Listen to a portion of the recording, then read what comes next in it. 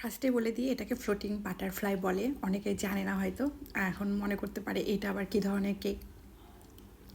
তো এটা আমি ফার্স্ট টাইম বানালাম, আর কেমনে বানালাম সেটা তো দেখাবো, কিন্তু তার আগে বাটারফ্লাইয়ের অর্ধেক অংশটা কিভাবে করেছি সেটা এই তো দেখিয়ে দিলাম আপনাদেরকে। জাস্ট একটা বাটি দিয়ে কেটে নিলাম আর কি।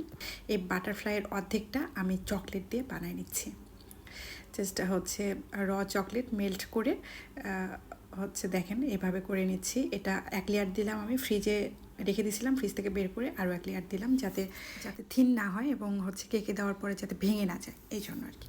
তো তারপরে সেট হওয়ার পরে এভাবে সেট করে নিলাম। তারপর হচ্ছে যে এই তো জাস্ট একটু সাজায় গোছায় নিব আর কি।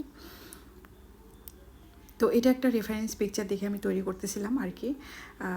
আমার আসলে ধারণাও ছিল না যে এরকম কেক আসলে হয়।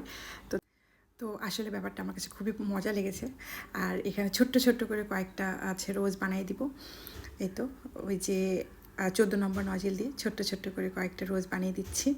আর এই তো এটাই ছিল কেকটার ফাইনাল লুক। আপনাদের কাছে কেমন লাগলো অবশ্যই কিন্তু কমেন্ট করে জানাতে ভুলবেন না। আজকে এখানে বেরিয়ে নিচ্ছি, সবাই বেশি ভালো থাকবেন। আল্লাহ হাফিজ।